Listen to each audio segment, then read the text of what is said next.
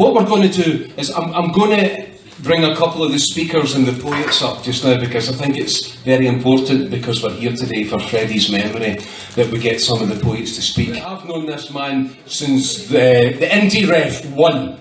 Right? He is such a talented guy with words. He's funny, he's insightful. He is the indie bard. Ladies and gentlemen, it's Shaun Moore. Thanks, man. And for my part, it's been a brilliant few years getting to know Gavin, because he's kind of got me into this circuit, meeting a lot of the folk that I listened to when I was growing up and stuff like that. It's been amazing. John Maclean, I'm a Pollard boy, and it was folk singers and writers that taught me about this. And never underestimate what you're doing, what you have been doing. Because it's the people's life and stories. It's the people's lives and songs. It's the people that keep the history alive and our story living on. The poets and players are our provenance, the custodians of our communal lore, redistributing the wealth of a nation's rich stories, celebrating our teachers that have gone before. So entrust the people's history to be justly carried on, traditional style by common folk in stories and in song. A homage to the peaceful and to hell with the powerful, posthumously we're righting the wrongs.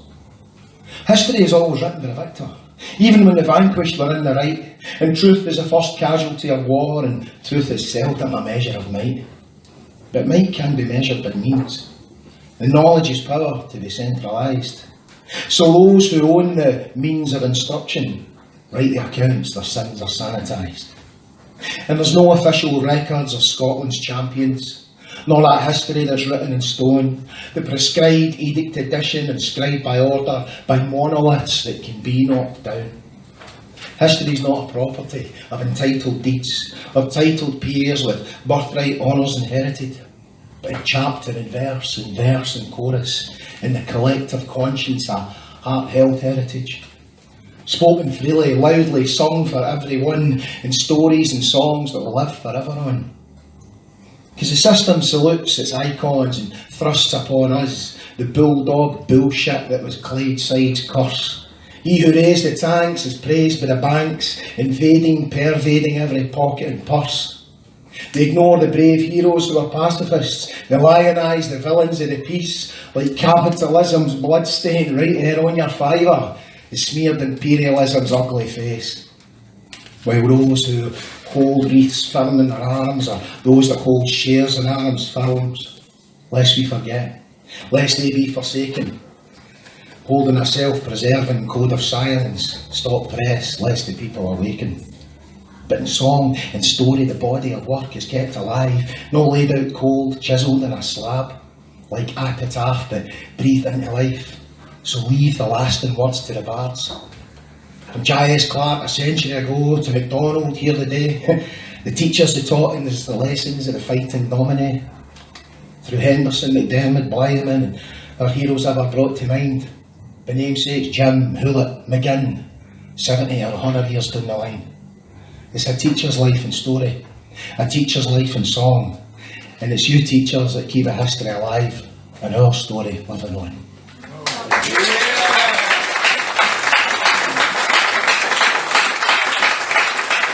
Thanks, folks. I'm not doing any Freddy stuff, I'm doing my own. He never read any of mine, so fuck it.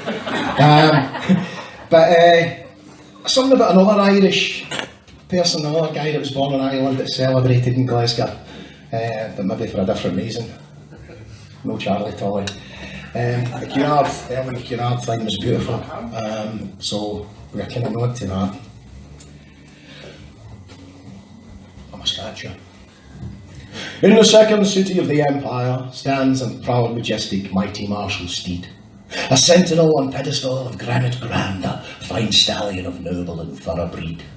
On gleaming bronze flanks, the Iron Duke is in command. A mad mental plastic cone on his big stupid metal heat.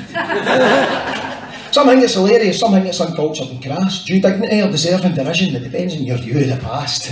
It's a lovely sculpture, that's plain to see, and art is all about perspective, but history too is your point of view, and opinions are all subjective. Some see it as mindless vandalism. The Corpy issued a directive. They saw the carry on as a safety risk. He got a bit overprotective. The city fairers' viewpoint was they couldn't see the joke. But the way I see it, his very presence here is enough to give me the bog. Some see a defender of the faith, a protector of the realm. Others see a grandiose aggressor, the opposite view from them. Was he keeping foreign hordes at bay, keeping our little islands from harm? Or was he just a old Etonian bully boy, a boorish warmonger in Bam?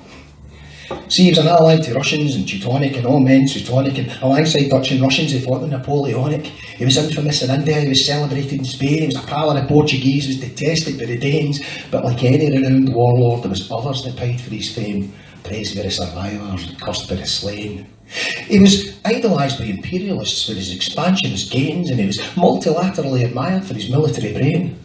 He was quoted by militarians, historians and strategians, but what did he mean to your average Glaswegian?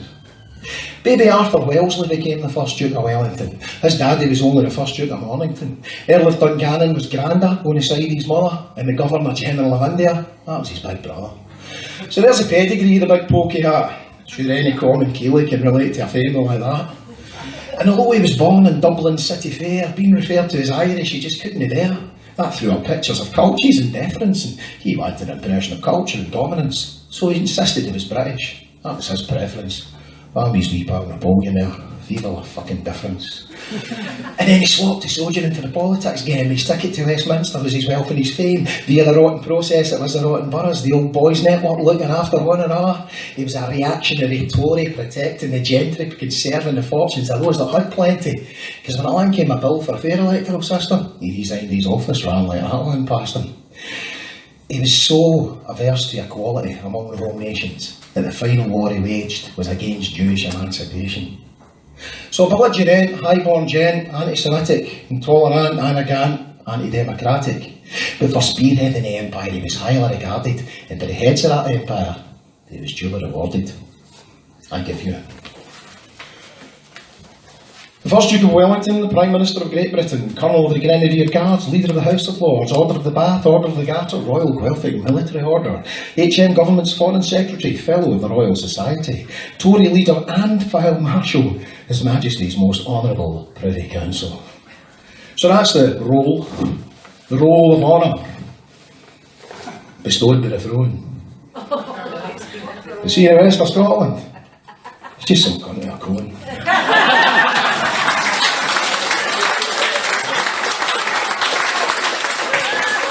He was lauded and lionised while he was living, so can some latter-day revellers just all be forgiven for some light-hearted irreverent crowning some Duke who had his days surrounded by sycophants and souks? An Iron Duke. This is another spawned the Iron Giants, the towering gantries and crans that lined his banks and serried ranks, that moved the world with iron horses, tin lizzies and big iron clads, from fine crafts to dreadnought hulks with miles and miles of yards. Those graven dogs dead and scuttled sheds abandoned to the past. Skills die, trades cast aside, and the dies irreversibly cast. There's local men rust, own a scrap heap, and industries condemned to history, while as golden boy is immortal in bronze and polished for posterity. We used to export excellence, a reputation tarnished now, and he's an imported object of worship, somebody else's golden cow. Forges, furnaces, foundries can all get flaming melted down, and we keep a brass-necked Tory bastard who was born with a silver spoon. But Arthur, the cone will always go back up, every time the high and mighty order at half. Because the Tories liked a bit of social climbing. There's always somebody up for a laugh. Thanks folks, thanks for listening.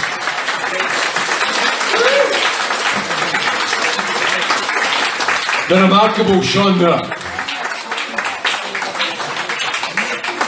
Fantastic stuff. Now, I think has Marion gone? Yeah, I think Marion's now decided she's going to... Marion, in her 90s, has left to get the bus back to Leith. She is absolutely brilliant. We are in that exact lineage. I'm going to ask somebody up just now who is very much in that same lineage. Maurice Blythman was the chair of the very first John Maclean Society in 1948. Gerry Cairns, is going to come up onto the stage and read some Freddy for us. Gerry has got a huge background in John Maclean and Freddy and all the rest of it. I'm going to read just a couple of selections from Oiny Hoy. Now, I don't have any Freddy stories, but what I do remember was meeting Mr Anderson in the bars many moons ago, and other Mr Anderson, Freddy would come in and just have a wee pint and a blair, and it's a good memory. And this is a signed copy to Gerry Cairns, a young comrade in John Maclean Society with warmest regards, Freddy Anderson, December 1996. And this book has been compared into Swift, and it is really a fine status. Hopefully I'll do it a little bit of justice. The first one. Although most visitors to Cluna Guest House paid little or no attention to Oiny, one day there arrived a gentleman who took exceptional and somewhat unwelcome interest in his activities. Shortly after the arrival of this inquisitive guest, Brother Placid, panting and puffing, called Oiny into the souvenir shop.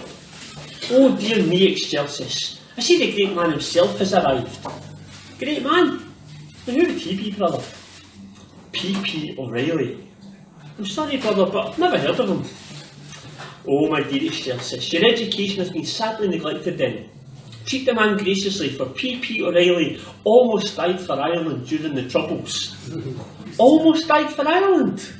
Yes, the flying column car he was in drove over the jetty in Cork Harbour. The other three were drowned, but P.P. was hauled ashore. And during the rest of the book, P.P. O'Reilly is known as the man who almost died for Ireland.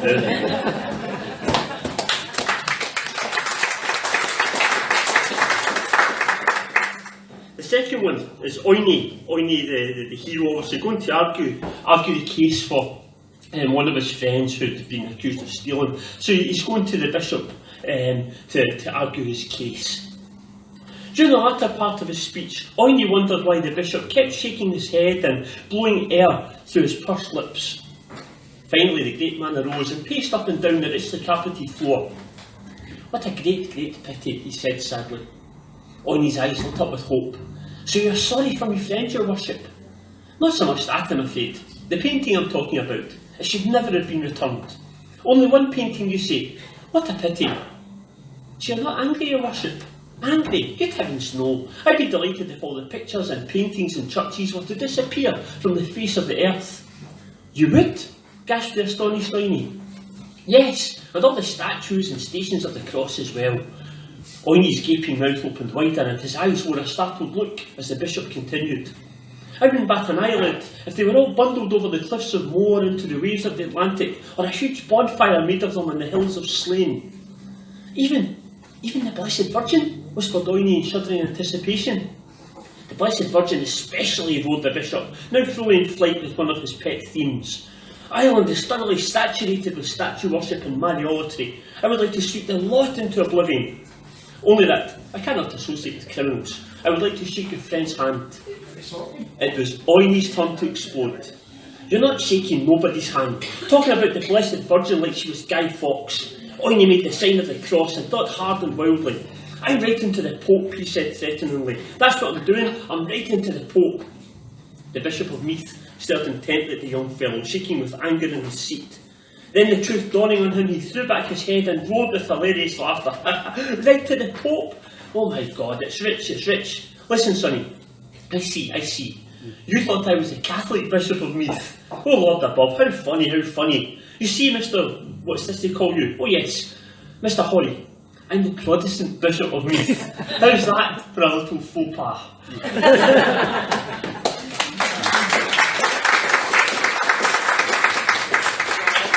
And the last one, just a short one as well, which really just sums up the book, where he's called back falsely because his grandmother, the Holy Terror, has allegedly passed away.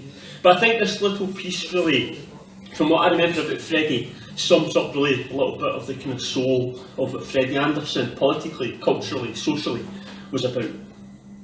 The train moved slowly into Creven, and he had a great view of the Bluebell Hill in full bloom above the lovely calm loch. A thrill of excitement ran through his veins, despite his sadness, to see his native fields and surrounds again.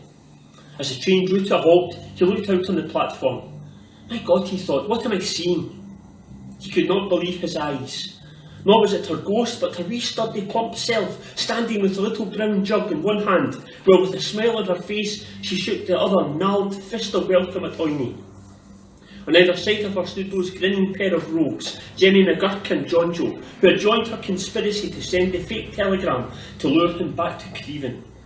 Who in the world but herself would connive such a plan? And Creven itself, wasn't it splendid that day? None but a fool would leave it with its lochs and rivers and lush green fields and winding blackberry lanes in the hidden hills of Monaghan. Overhead on the tapering chapel spire above John Joe's belfry, the famous weathercock still had pride of place, and Oiny smiled too, remembering the tale and many others of his home in these little Ulster hills. Tales that will endure in a world of peace, still to be won, aye, even a million years ere Ireland dreams of sinking in the wild Atlantic. Thank you very much. Fantastic to hear some of Freddy's words there. Put your hands together one more time, Gerry Cairns. A few people that have stood up here this afternoon for you have had their own individual, unique Freddy story. I have mine. For 30 years, I was a cop with Strathclyde Police. Now I know that some of you might not know that. I don't try to hide it, right? But neither is it something I'm ashamed of. Right? This was my patch for a couple of years between Brixton Cross and Glasgow Cross. I walked the beat here.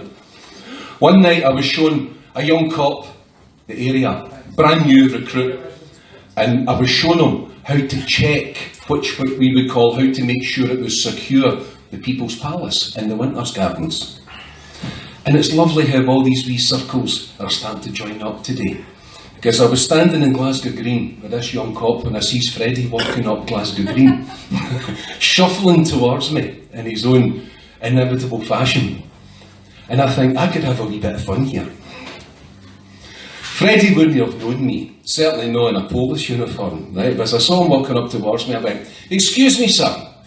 And he comes to a halt and sort of goes like that, looks up at me, he's probably a good 12 inches shorter than me. He looks up at me with sort of a mixture of sort of like dread and fear and hatred. And I said, "Freddy." And at which point he looked at me with a quizzical look and I says, "Freddy, he's the Weavers." He took a breath and raised his head to the sky and went, "I am a Carlton Weaver." And it would be fair to say that maybe not all the teeth were working at this point. But he gave us the whole of Bonnymuir, or the Carlton Weaver lad, standing in Glasgow Green at 1 o'clock in the morning. And after he shuffled on, after having paid his fine to the police of recited Bonnymuir, I said to the young cop, "Don't judge people by their appearance." Nah, very, very, very important. Now, the people that at this time, I think, that we're still running the People's Palace are with us here today.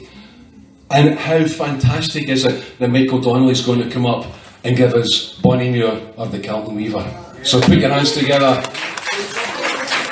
for Michael Donnelly, who's sitting beside Elspeth King, and the two of these people created and made the People's Palace what it is today. So it's an absolute pleasure to bring them up onto the stage to read a bit of Freddy here this afternoon. Michael Donnelly.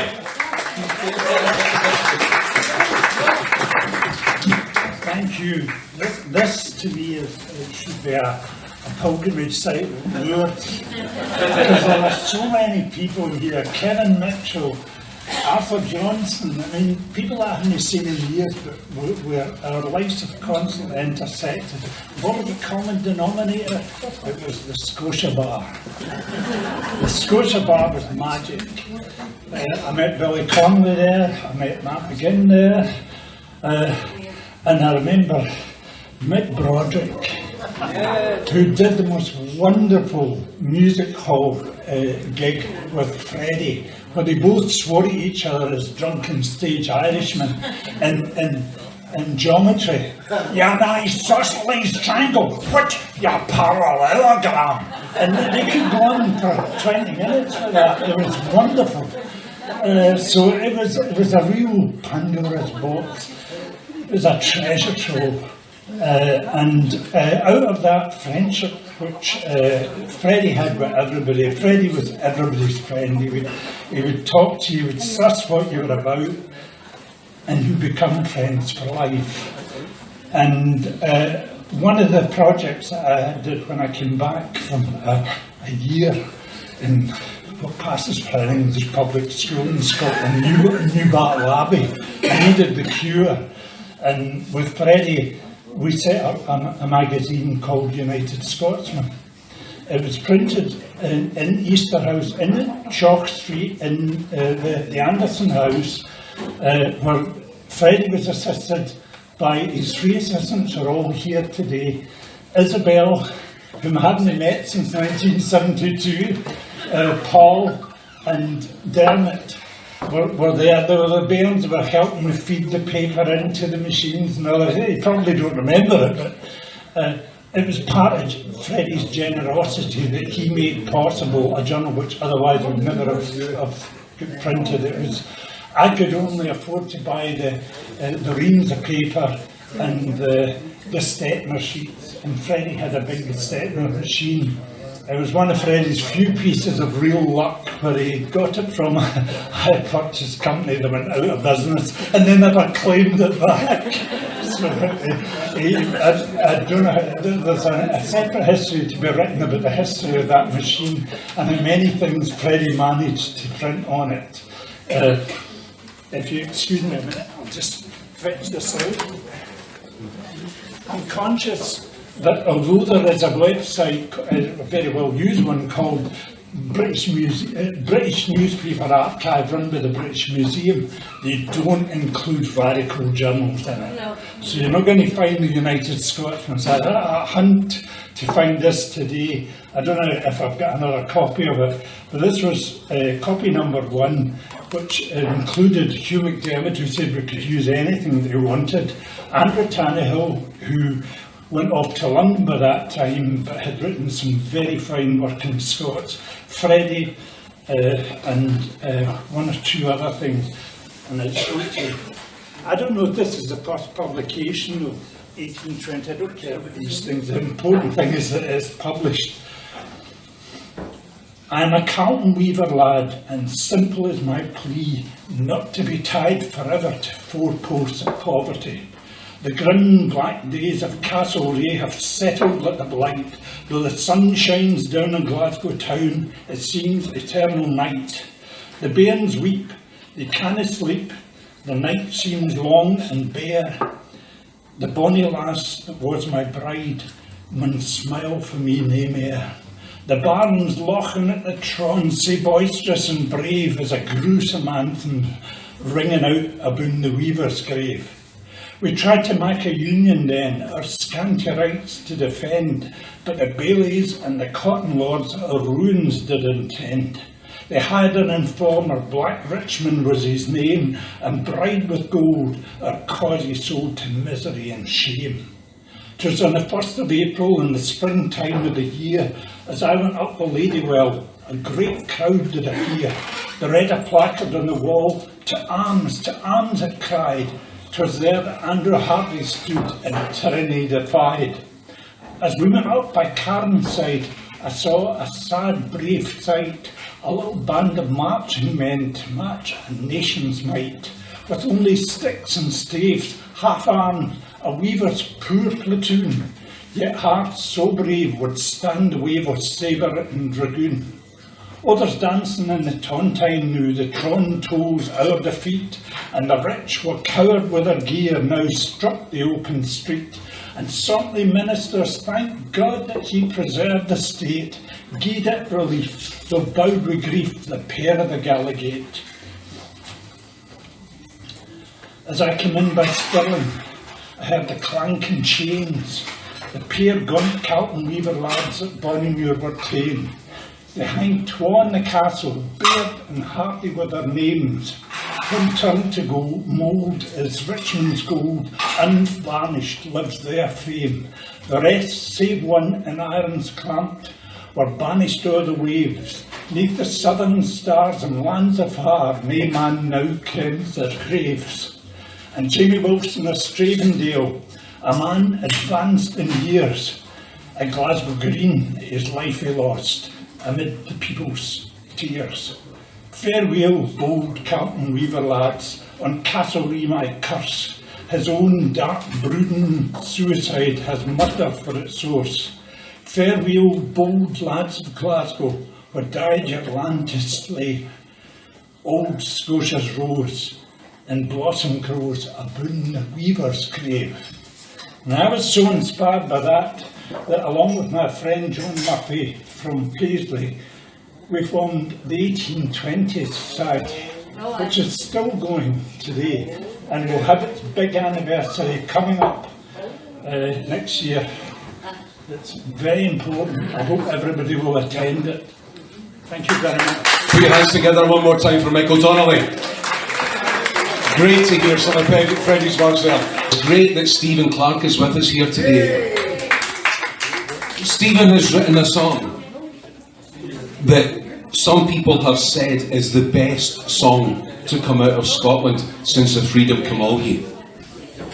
Now that is big shoes to try and put your feet into.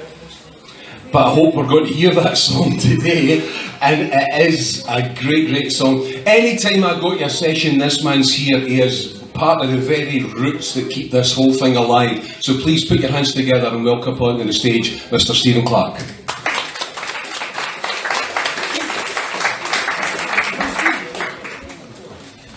Aye, no pressure. Yeah, that was okay. Yeah. Hello, what a fantastic afternoon it's been. I think it's my great loss that I met Freddy once a long time ago, but was never really acquainted with him. So it's my loss, but hopefully a couple of songs, I'll do 2 songs and I'll deliver them as quickly as I can really, because there's still other folk to come and sing.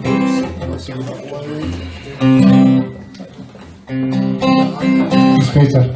Okay, so first song I'm going to do is not the song that Gavin was referring to, but is we've been hearing a lot of the Glasgow characters, and this song's about a Glasgow character who emigrated elsewhere and is commemorated in Glasgow.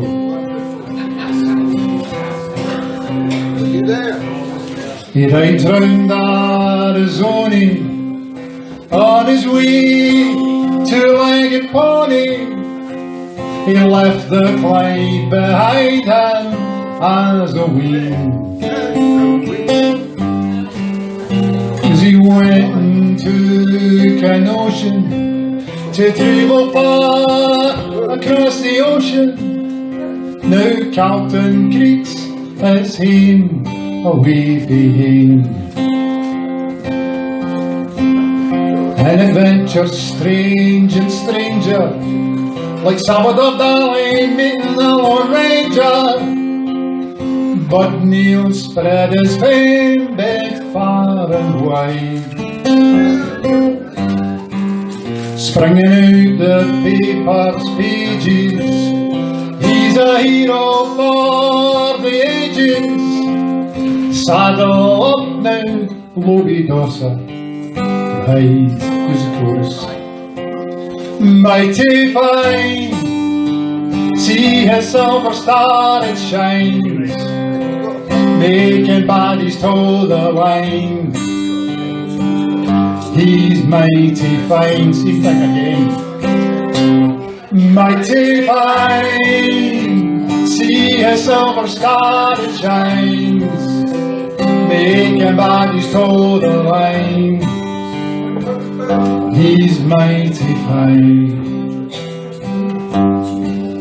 Rough and homespun are his garments when he's apprehended varmints, to fling them in the scow for a while. But the dress code's never black tie when you're out among the cacti, and Huskow is kind of Mexican of child. Mighty fine, See his silver star it shines, making bodies toe the line. He's mighty fine, mighty fine. See his silver star it shines, making bodies toe the line.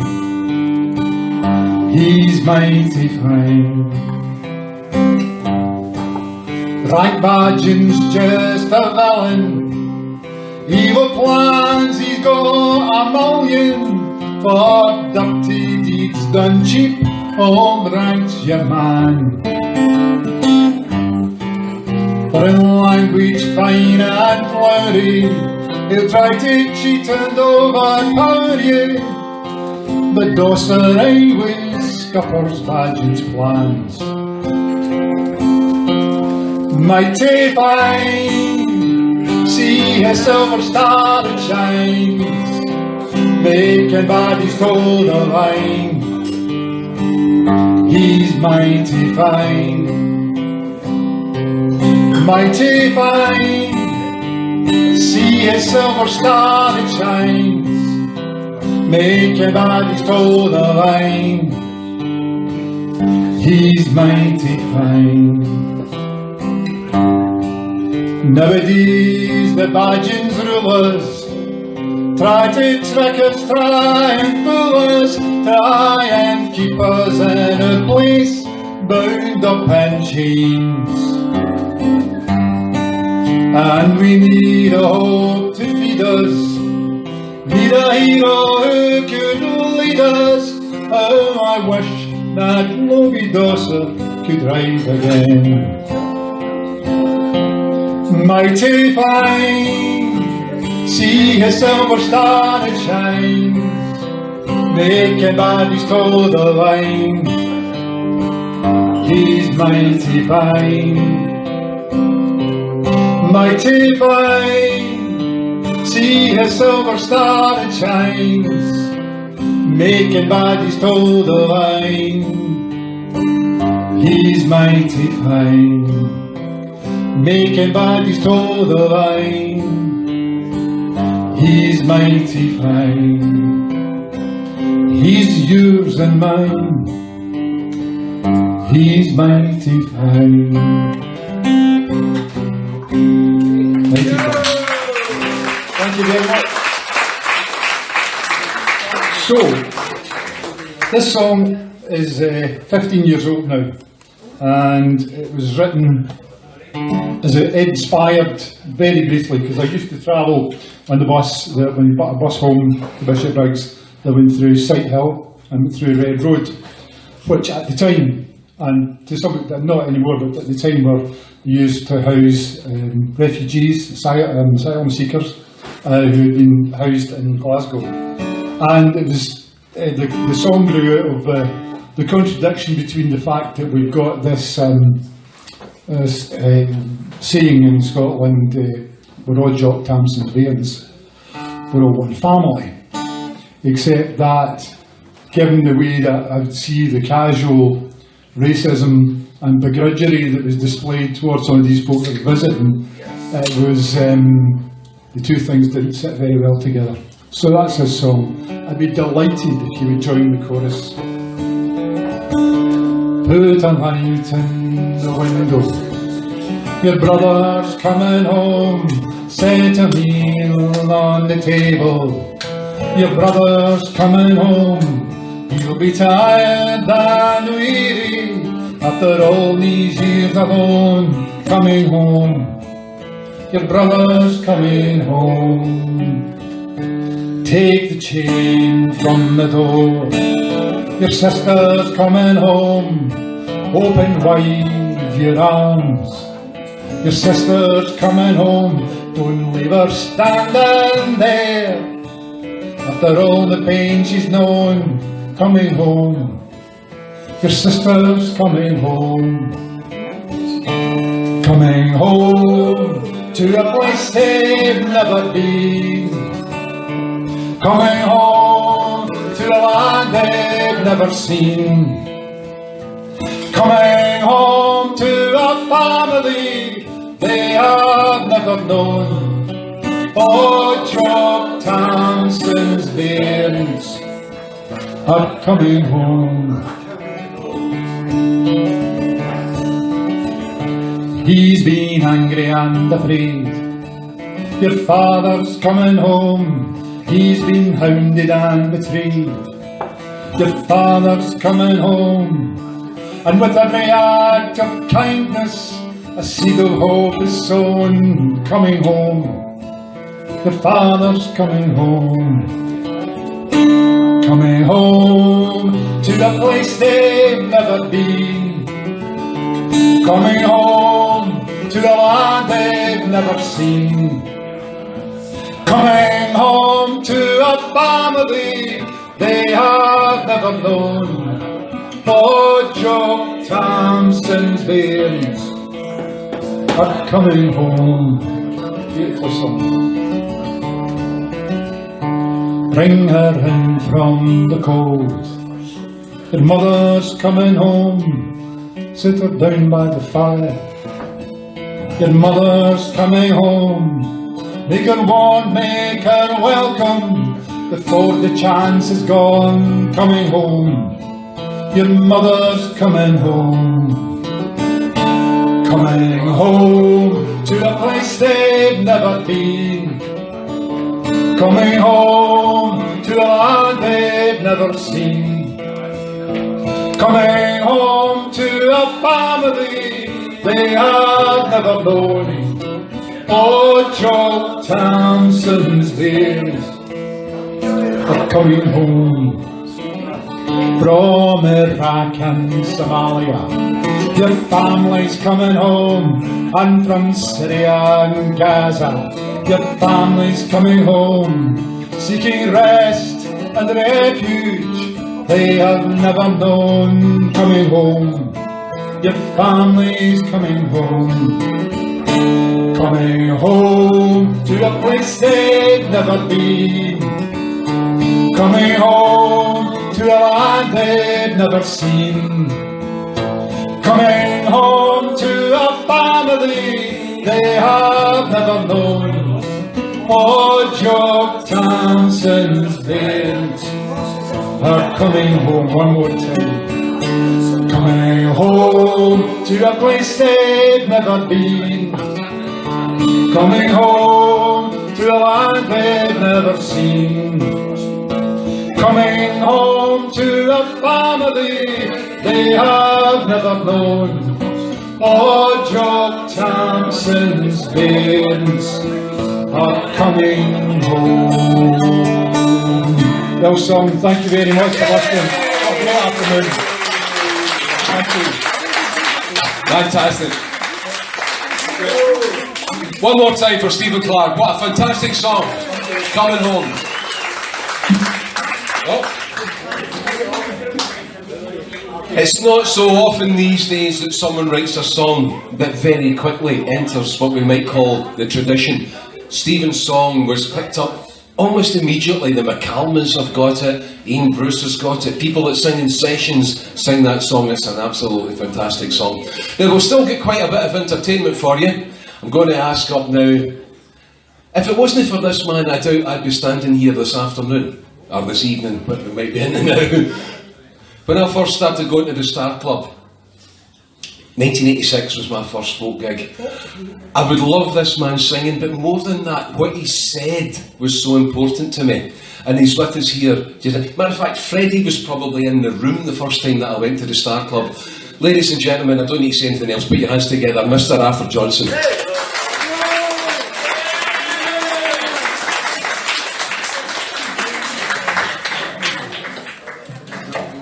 Well, Gavin was asking me if I knew Freddy well. I knew him extremely well. And those of you out there knew Freddy. He was a rather volatile wee chap at times. And I'd go into the Scotia one day, and I'd be the hero of the working class with all the union songs. Next day I went in, I was a Stalinist bastard.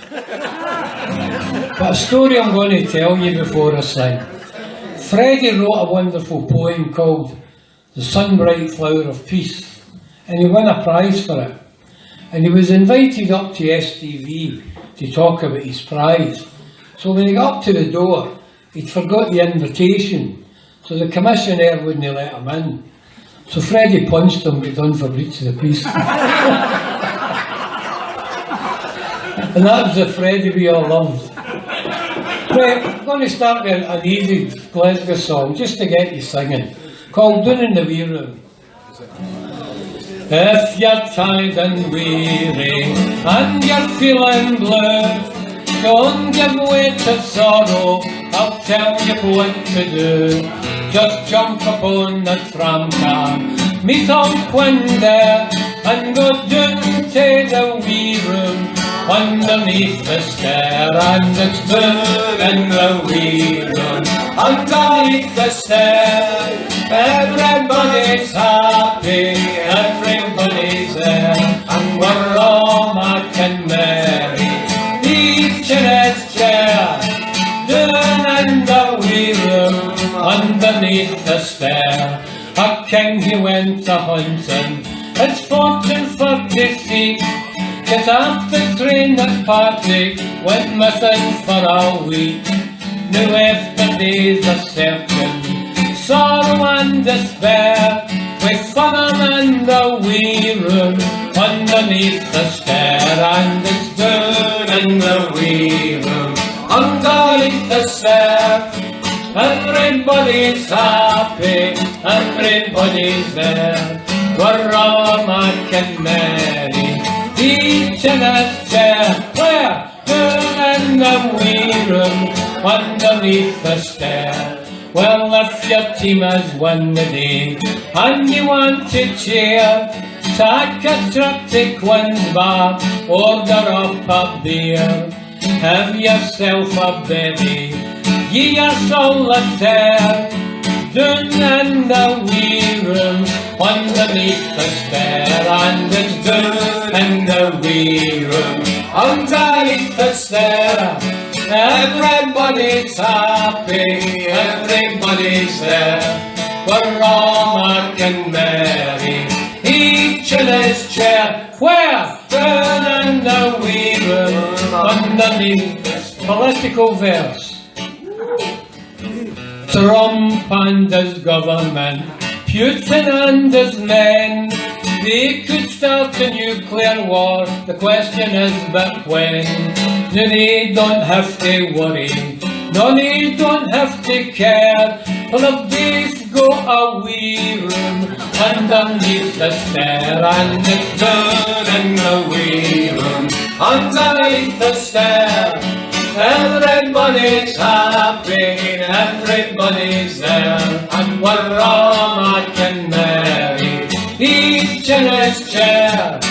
Down in the wee room underneath the stair. Look, when I'm old and feeble, my veins are getting set, I'm getting tired and grumpy, my big calving gets. I'm saving up my body to buy a Hurley chair, to take me to that wee room underneath the stair. And it's down in the wee room underneath the stair. Everybody's happy, everybody's there, and we're all making merry, each in his chair. Where? Down in the wee room underneath the stair.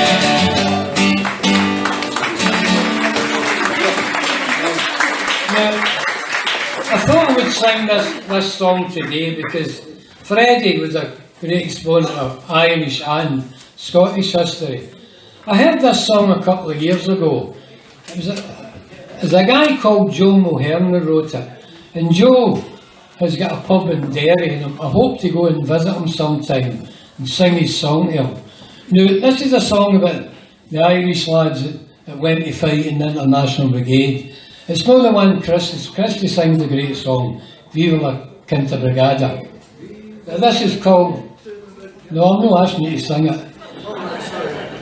This is a song called The Connolly Column, and I hope you like it. Who will call the meeting now, and who will take the chair? who will lead us out and strike to demand an equal share. For Johnny, brave young Johnny, an island won't remain. He has gone to fight the fascists in the civil war in Spain. With men from other countries, you fought to free Madrid.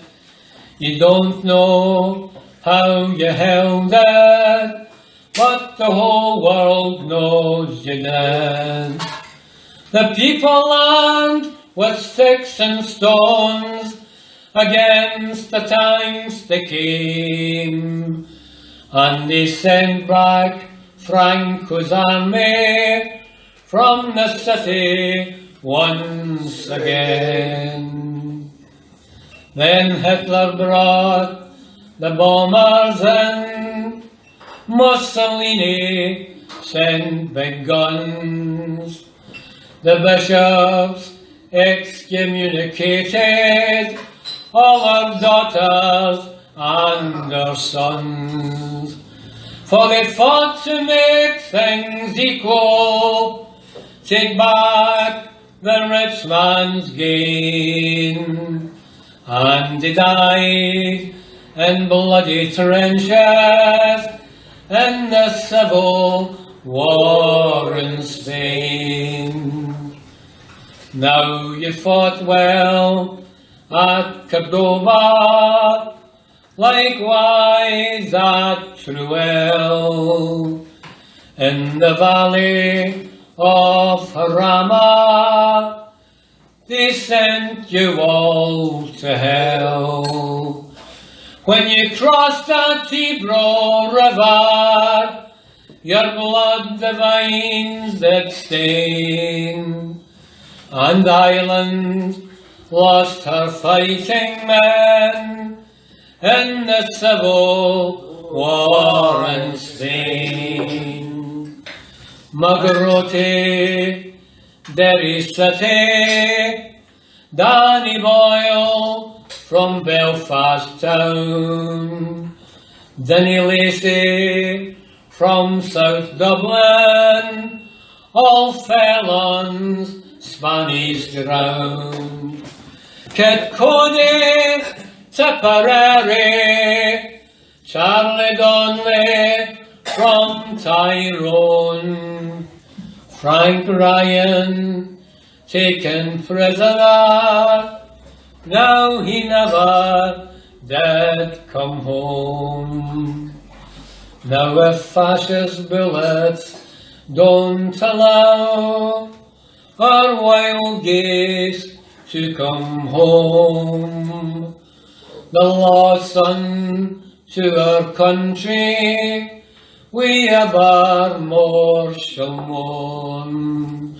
For they fought for the Connolly column and the brave 15th Brigade, and they died for Spanish workers in the civil war in Spain.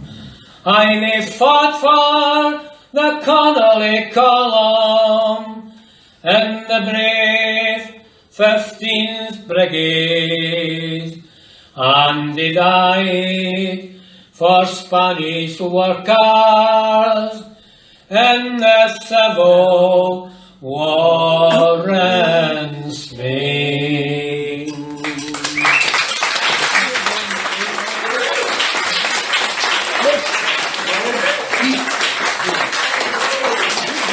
I feel I should sing this song because there's a man sitting there with the Wakes t-shirt on, with John Maclean on it. And the Wakes is a young man that I love hearing singing, but I'll finish with this song. If you know the chorus, you join in. It's only right to sing this tonight, the John Maclean March.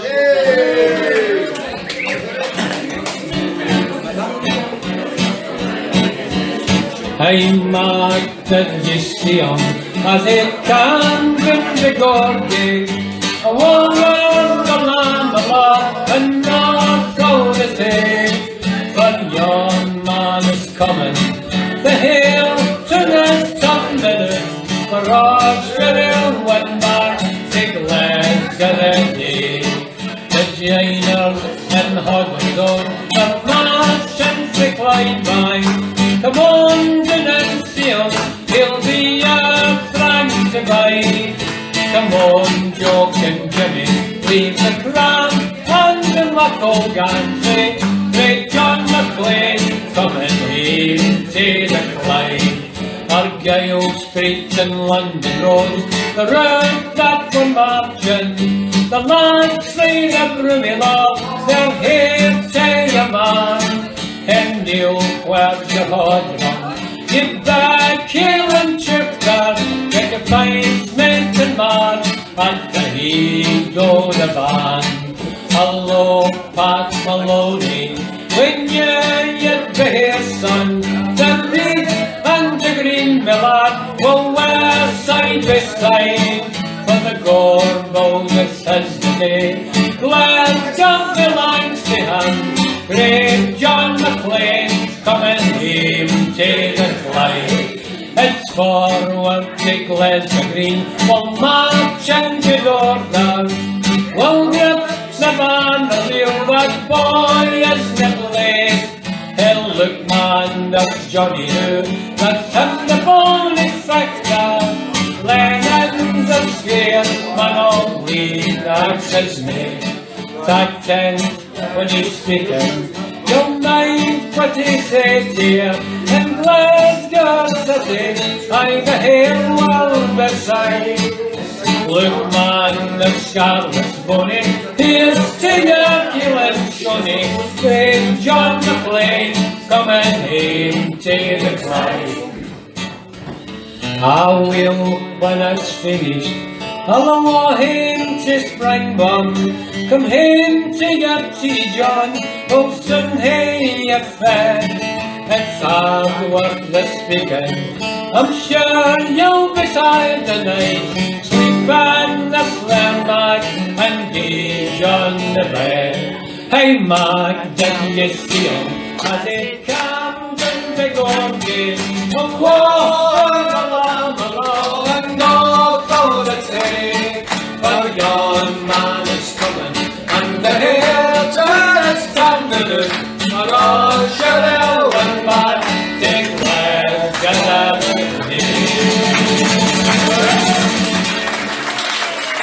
The king of us all, Mr. Arthur Johnstone. Thank you very much, Arthur.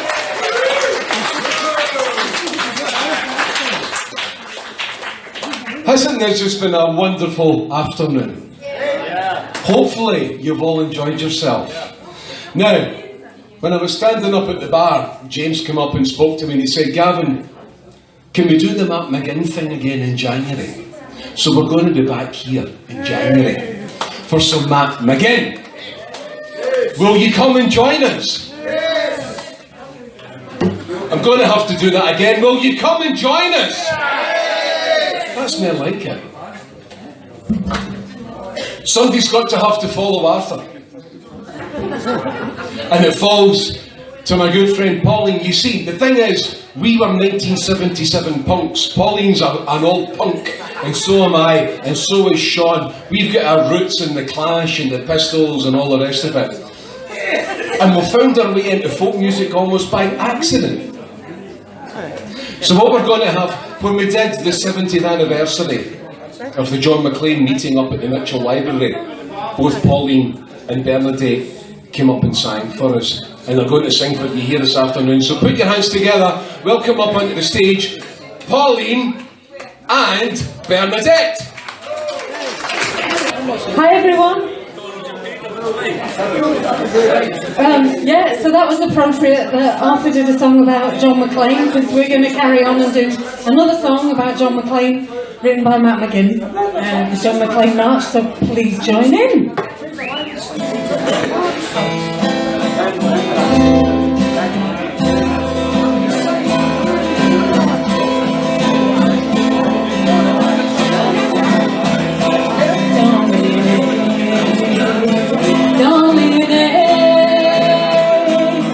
There was none like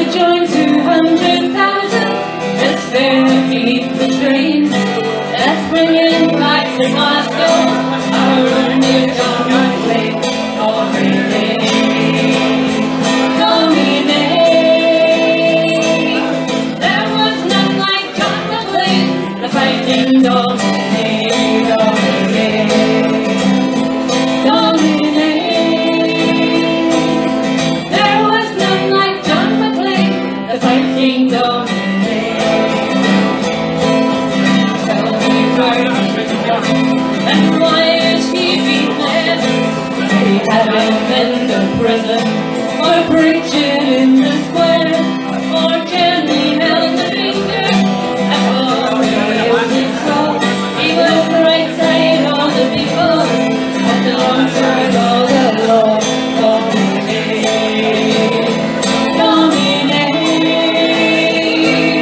There was a name like John Maclean, fighting Donnelly, Donnelly.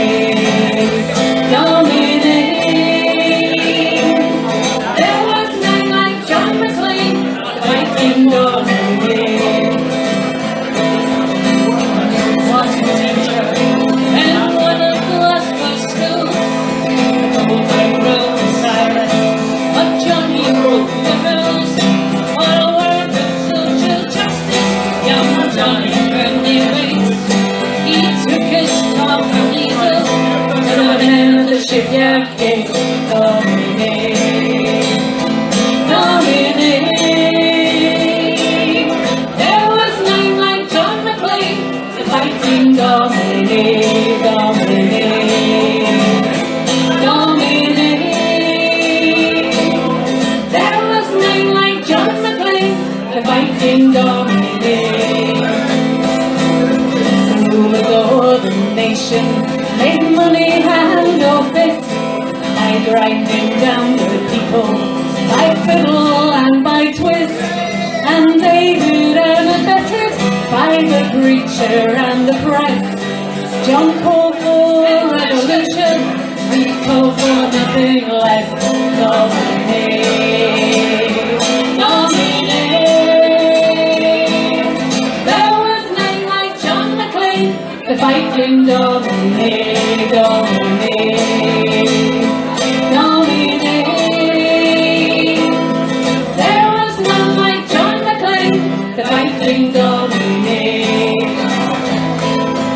Pastors and churches united as one man.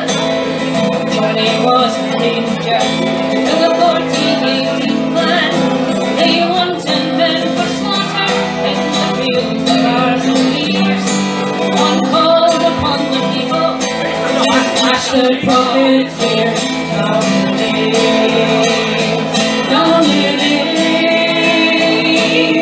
There was a name like John Maclean, the fighting Dominic, Dominic, Dominic. There was a name like John Maclean, the fighting Dominic.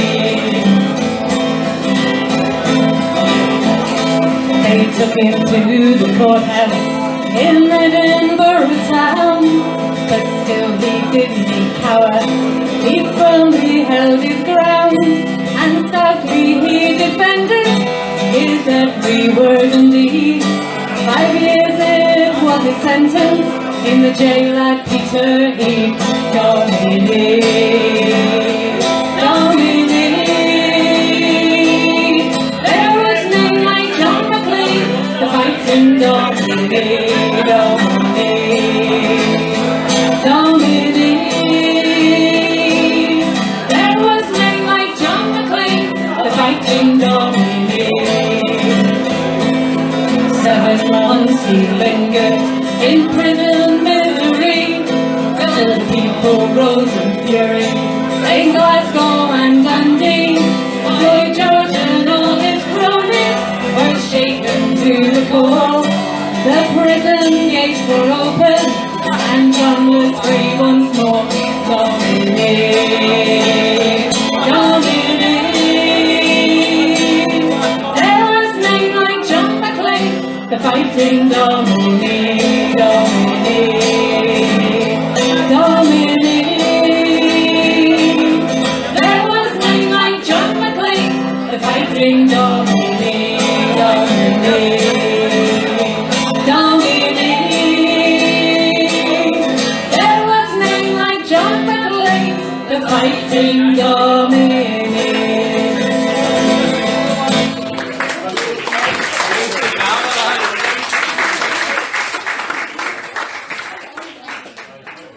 So here's another one you can join in with. It's another Matt McGinn song. Bernie's going to take the lead. in the depth of my ego.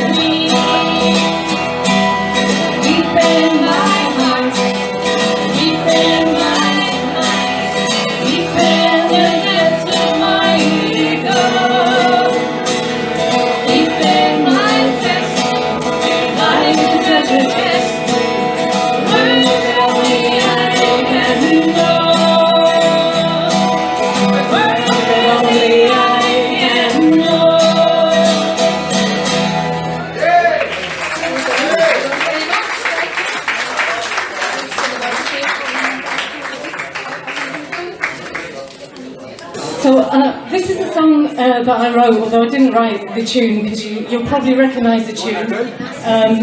But I've never done this before in public, so Shaun's never done this either, but he's always good on the bottle, so we'll work this out. But I really wanted to debut this here because of the Irish theme, because I think you'll appreciate this here, hopefully. It's all about a certain member of the DUP who's very partial to free holidays. Anyone guess who it might be about? Well done, Bernie, thank you. You're still switched on. It's about Ian Paisley. Since my baby left me, I've heard of your pain. That was Elvis Paisley.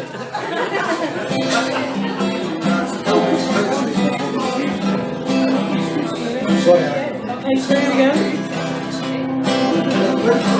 Ian's going on a summer holiday. It's a freebie now, he's had a few luxury hotels and flights in first class. No more worries for him to do for a week or two. He's going where the sun shines brightly. He's going where the sea is blue. Sri Lankan government made sure their people he would screw. He's told Cameron to not investigate human rights abuses over there. Getting tanned is his priority. Of tortured innocents, he don't care. Stay he's unaware. Sri Lanka's been hit with violence, economy's down the pan. Ian could lend a helping hand, but he's complete as a lamb.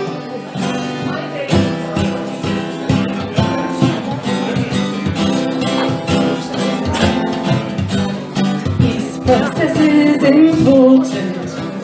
A charity asked him to speak, so he got £6,000 from them. So he didn't look weak. Wonder when he will run out of holidays after Brexit when the Tories fall. If he stopped from standing in elections, we won't miss him at all.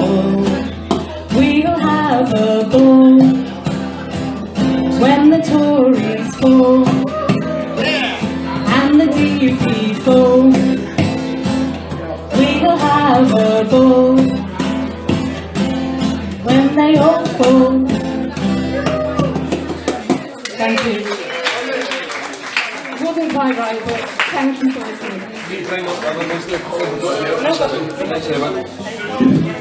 So, what we had there, put your hands together for Pauline Bradley, Bernadette Collier, and one more time for Shaun. Hello everybody there. This may be the climax for the night. I thank everybody for coming on. It's been one of the wonderful light events in my life. I really enjoyed this. And so calm and so peaceful, and everything about prayer is about at the end of the day. But also full of punch and full of grief, but full of more than everything, life itself. And we demonstrated that tonight, and we did very well. Thank you. The Jaded Lillies. In the vein of political folk songs, like Marion was saying, how to write songs, I think. We've had a lot of elections and referendums and stuff, and it feels like we've been in a landslide of shite, but hopefully we can have a wee bit of an avalanche over on sometime, even though they keep telling us we're not allowed any more referendums. I'm not allowed it.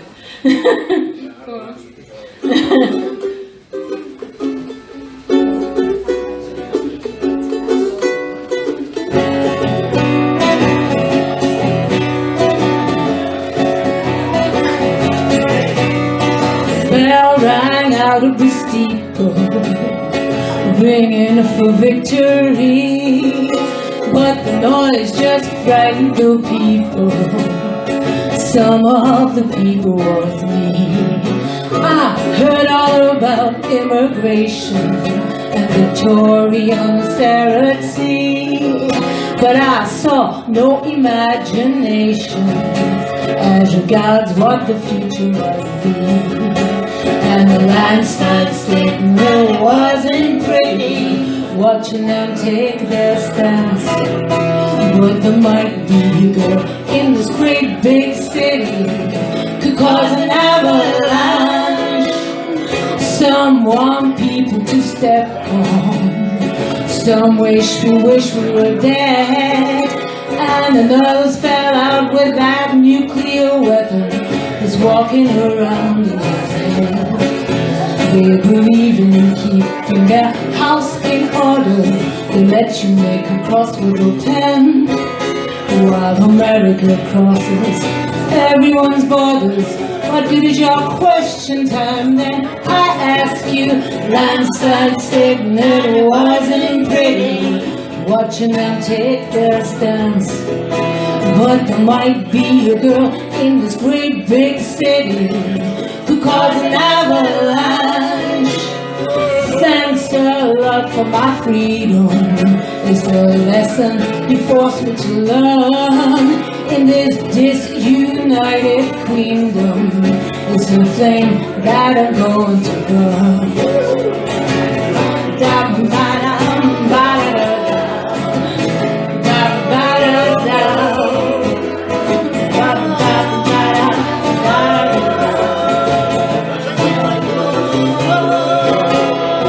Thanks a lot freedom. It's a lesson you forced me to learn in this disunited queendom. It's a thing that I'm going to know, that I'm going to show, that I'm going to burn.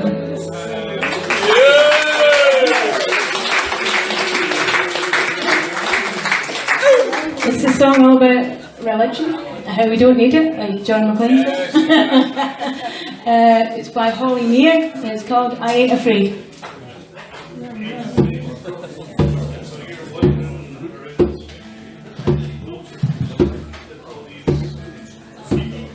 I ain't afraid, I ain't afraid, I ain't afraid.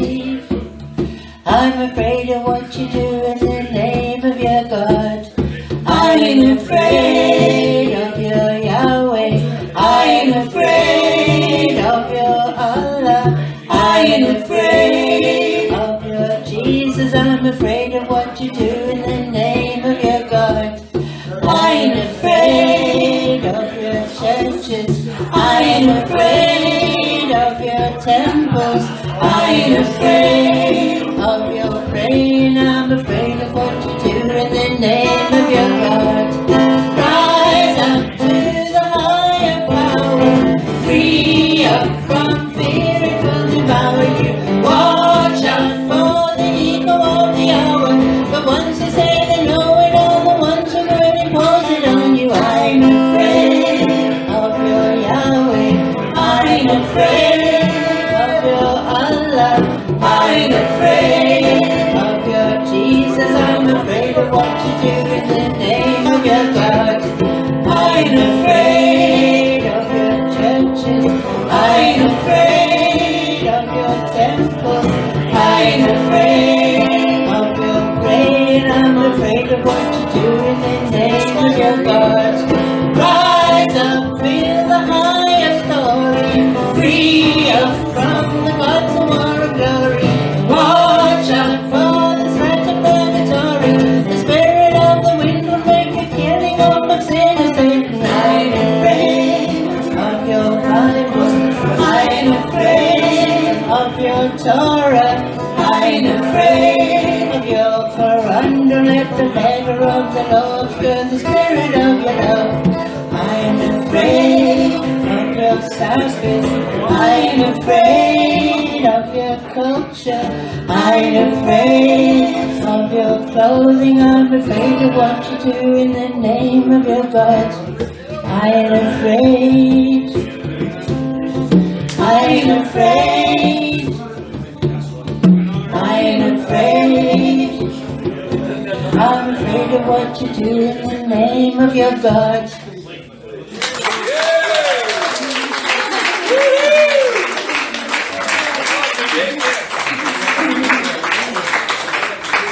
A wee song we wrote, because I came back to Glasgow 5 years ago, frantically, me and my husband trying to get in to vote, get registered to vote, just before the referendum.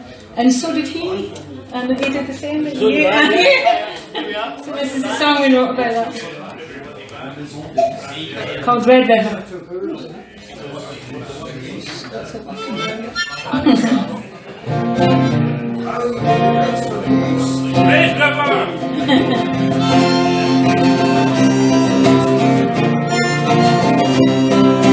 Came back to Red Kite Sign just before the vote to regain what was lost by some Bank of England notes. A heart with passion and the energy of youth who could hear the river calling and the beautiful truth.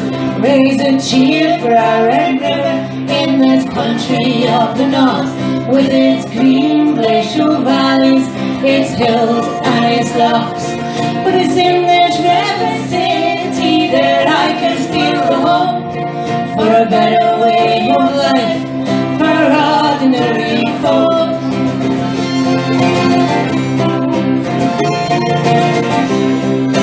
Red ran the Clyde, many murdered for the few, till baccalaureates and slavers, opposition grew. Hardy, Shinwell, Crawford and Maclean stood for a class. Jimmy Reed said we were human and better than the rats. Raise a cheer for our Red River in this country of the north, with its green glacial valleys, its hills and its lochs. And it's in this river city that I can feel the hope for a better way of life for ordinary folk.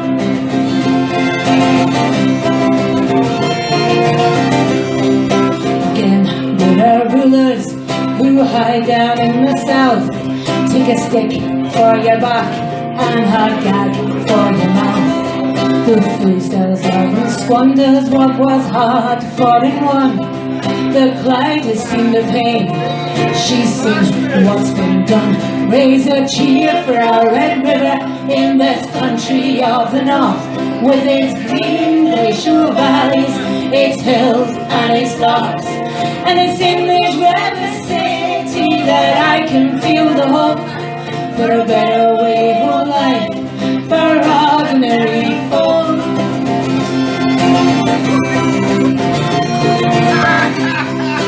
Clyde runs through the centuries, she's steady and she's fast, sees the future, hopes for better than her melancholy past.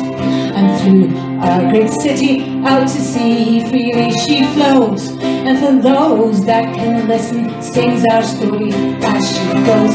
Raise a cheer for our Red River in this country of the north, with its green glacial valleys, its hills and its lochs. And it's in this river city that I can feel the hope for a better way of life for ordinary folk. Raise a cheer for our Red River in this country of the north, with its green glacial valleys, its hills and its lochs.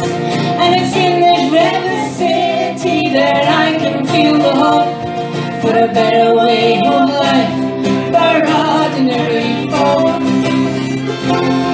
For Paul. Is it alright to do one more? Just one? Thank you. Since it's a week to think about suicide, which is epidemic in our country, and it's about mental health and lack of services. Another one we wrote. One of ours. Carol thought we should do a Bee Gees number really so you could sing along, but we're just doing our songs selfishly. Next time. Next time. It's called Seeing Things.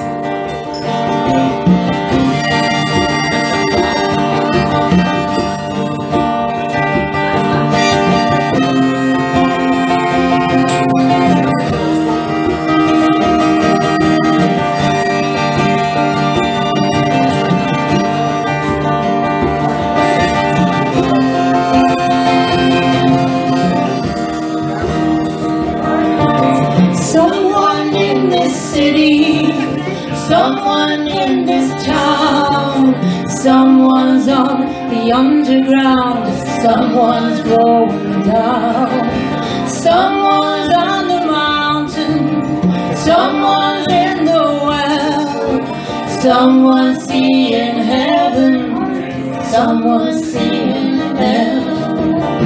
No wonder we all cry. We look between the buildings, try to see the sky in this rainy city where we cover up our heads. Still the flowers are pretty, springtime sunshine spreads, and we could be forever staring at the ground and look across the wide horizon to see what can be found. Someone in this city, someone in this town, someone's on the underground, someone's going down, someone's on the mountain, someone's in the well, someone's seeing heaven, someone's seeing hell. top deck of every bus I catch, so I might relieve the torture of an itch I can't scratch. No one seems to look up. I think I know the reason why. High above, on the ledge of a building, there's a girl reaches for the sky. No one knows the reason why. Someone in this city, someone in this town, someone's on the underground, someone's going down. Someone's on the mountain, someone's in the well, someone's seeing heaven, someone's seeing hell.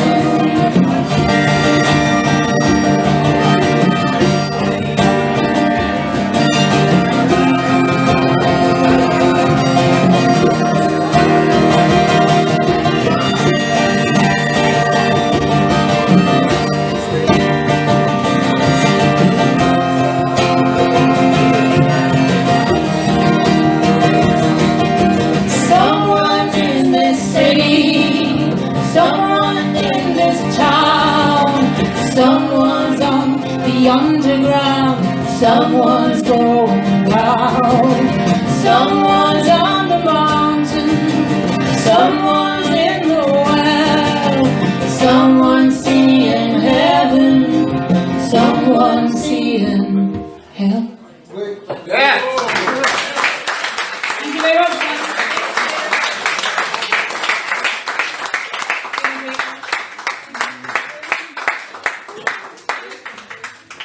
Thank you very much, folks. The Jaded Live.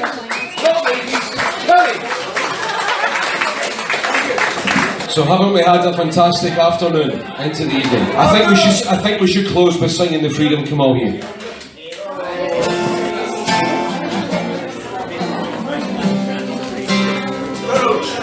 Rock the wind,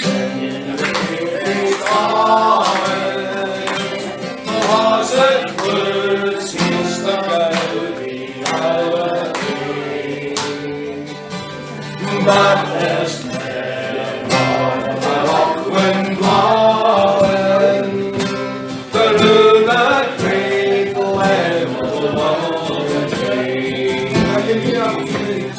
It's a fog that would gather rottens all day. And gather fresh and gay, tag the road as you see our loins, where old boys sport and play, and they will our body cast, next day war when young braggers we call, nor we wings fade the deed and clapping, long the ships sailing to the good hall.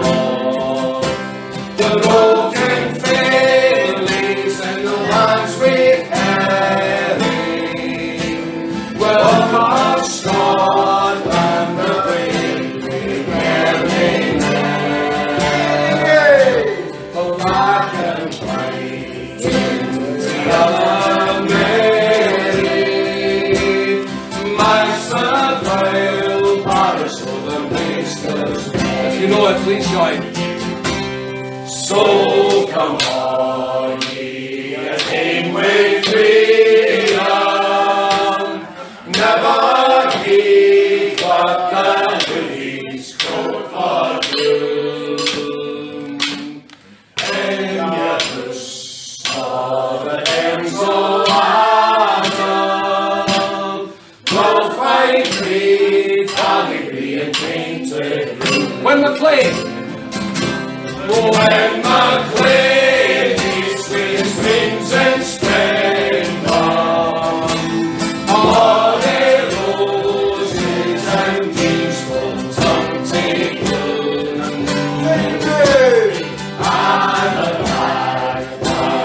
beyond my anchor, brings the fell gallows to the borders.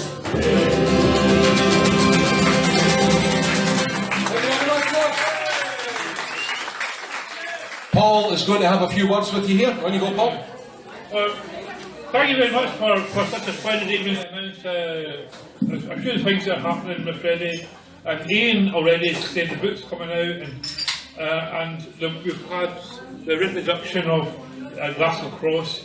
But another important development is Joey Simmons has been working in his house to get a selected works out, doing a lot of work, and he sent me the draft, and I put a preface to it, and it looks to me it's a very good project to keep people posted on. One of the things that I woke me up last night was the film about Hamish Henderson. Hamish the movie is a brilliant movie, and what I want to do is to start on a piece of work called Freddy the movie, and I want as many people as possible who are here who will help me do an interview, to give us information. Also want to go over to Ireland and to the places where Freddy was born and was educated, and have his poetry playing over the imagery of that.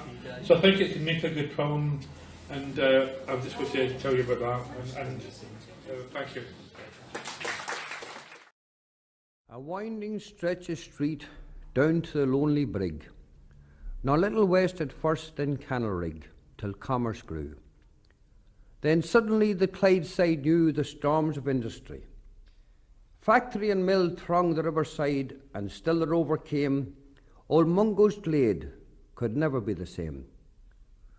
This quayside proved a doorstep to the poor from Ireland, and from the Scottish glen poured to the Gaelic hosts of Highlandmen, by fire and sword evicted.